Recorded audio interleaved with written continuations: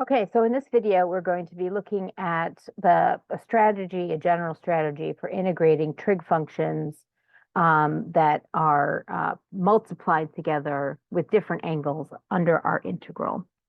So let's think in general about an example.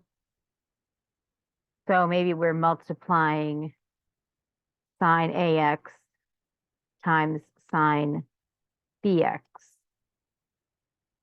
for example, or sine AX cosine BX, or cosine AX and cosine BX.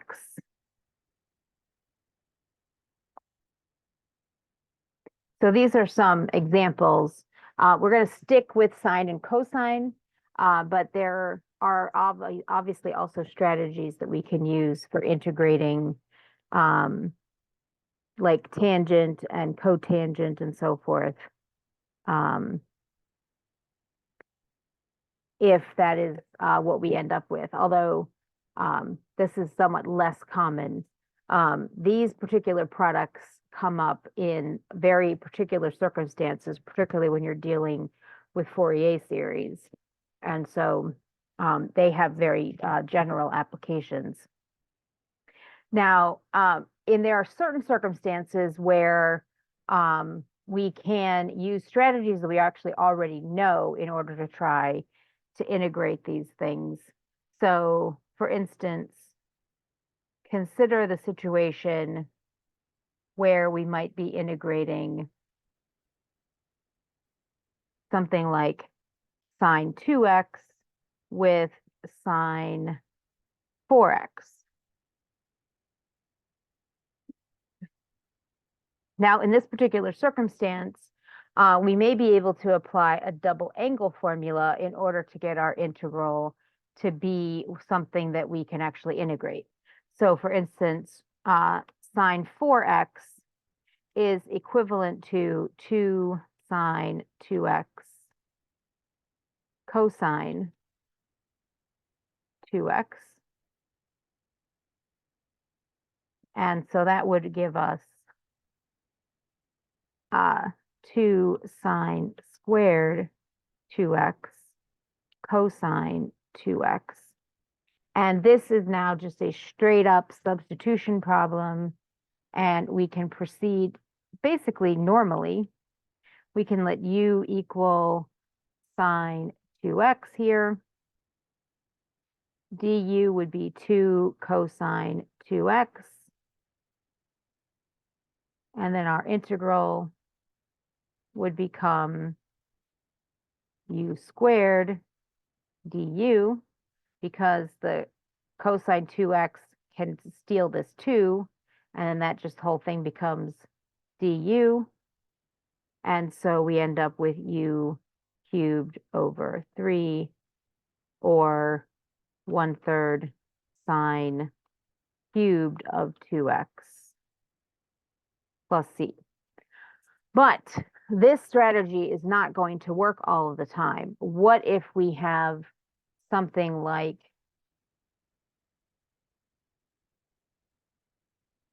sine 2x and sine 3x?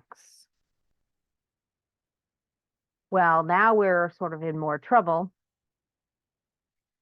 I could try to find identities that could reduce these to, let's say, all sine x. So that would be a lot of algebra. So there are other strategies I can use when I don't have nice multipliers like this.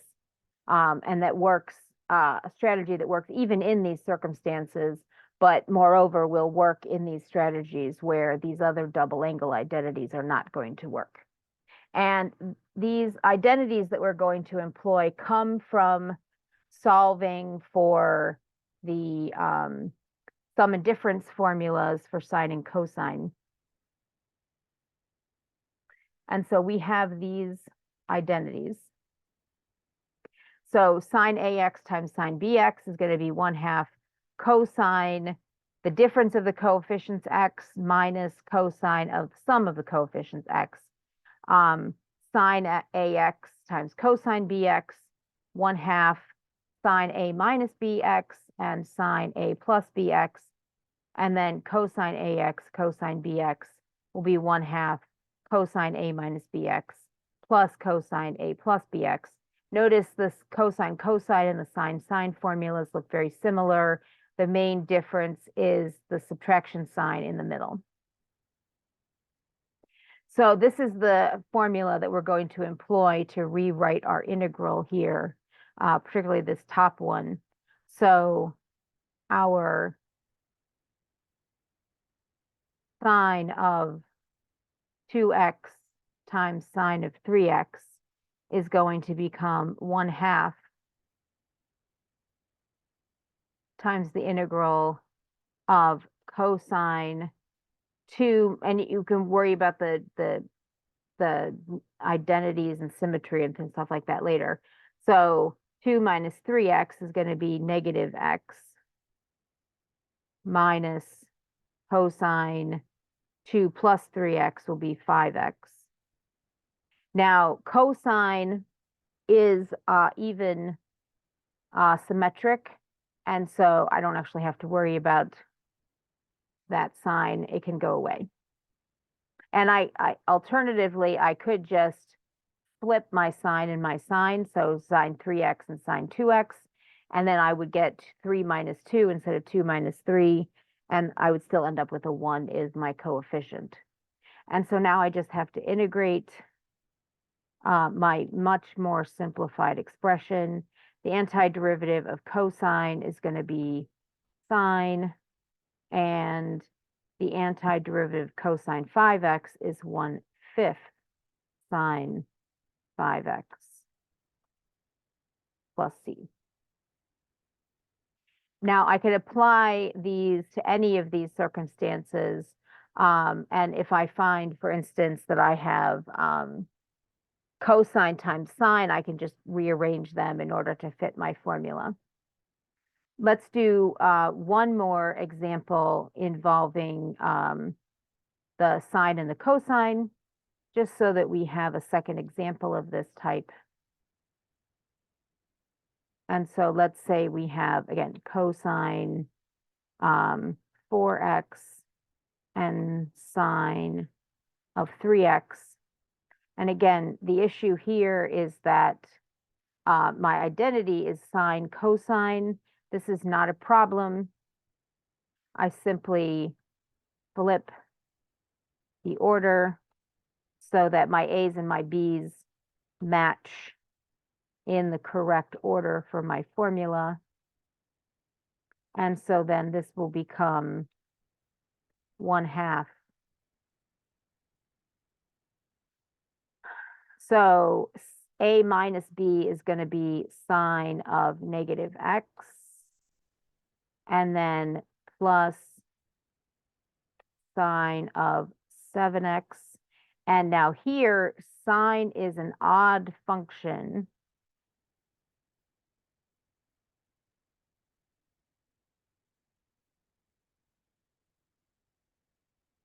So the minus sign does come out.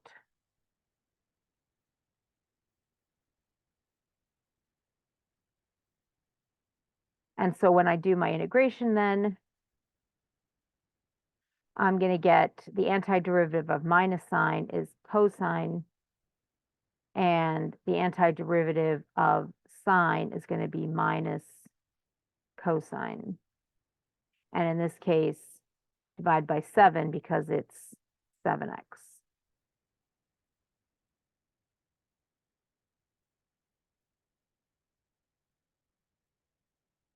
Now, where this thing tends to come up in Fourier series in particular is with generic A's and B's.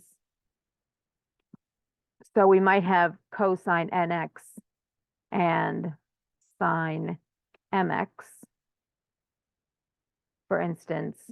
And if we wanted to check for, let's say, orthogonality in inner product, we might also be curious about, for instance, um, let's say negative 2 pi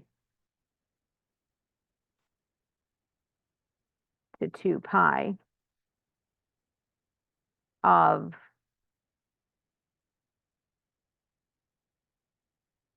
so we might wonder, for instance, again, under this inner product, whether or not sine and cosine are orthogonal to each other. When we integrate them, remember, this is essentially the form of our coefficients for our Fourier series, and we want to know if they're going to come out to be nice or if they're going to come out to be 0. So let's think about how we would integrate this. So we're going to apply our cosine formula, or in this case, our cosine sine formula. So let's rearrange these just so they fit our formula. And then we're going to use the same one that we did before, which is our 1/2 integral from negative 2 pi to 2 pi. And in this case, the 1/2. So we're going to add our things together. So sine of m minus n, that's our difference. And then sine of m plus n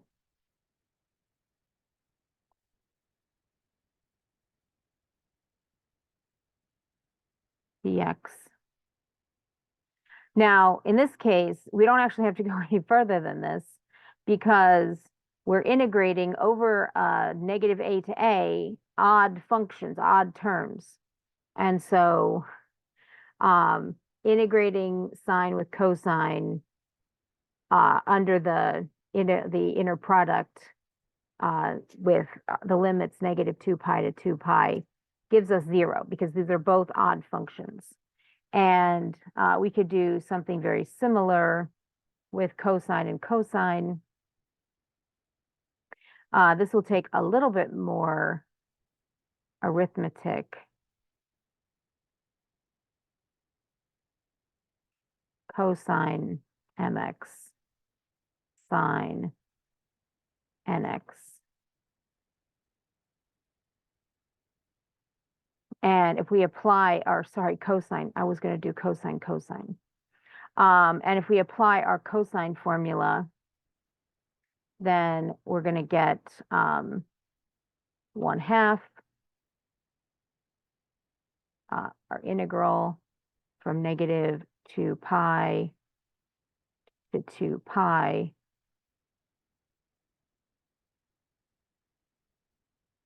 of cosine a minus b plus cosine a plus b. So cosine m minus n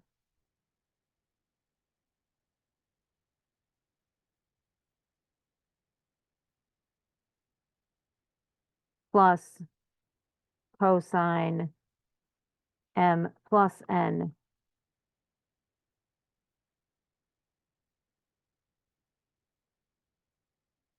now cosine, now these are two separate cosine functions with different coefficients.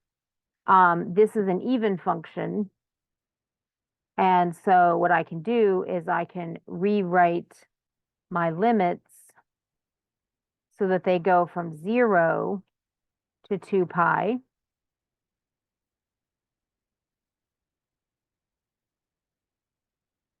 And they multiply the whole integral by 2, which kills my 1/2.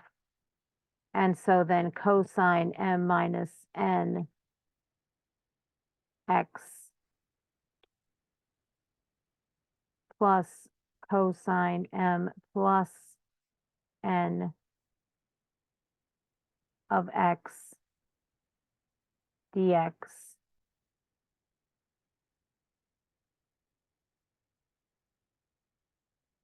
is going to be equal to, let's see, integrating the cosine, I get sine m minus n x divided by m minus n, and sine m plus n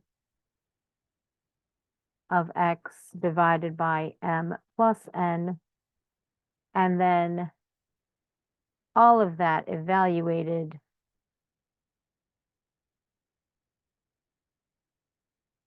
between 0 and 2 pi. And anytime I plug in an integer multiple of 2 pi into the sine function, I get 0. And likewise, anytime I plug in an integer multiple of 0, I get 0. And so that is 0. So again, the argument that we can make here is that these sine of cosine and sine under this inner product are 0. And this is why typically when you are solving these problems for sine and cosine functions, everything's going to cancel out when you're doing Fourier series except the coefficient of the specific sine and cosine function you already have. Where these functions tend to survive is when you're dealing with things that are not sine and cosine, because then you need the whole infinite series for things to work out.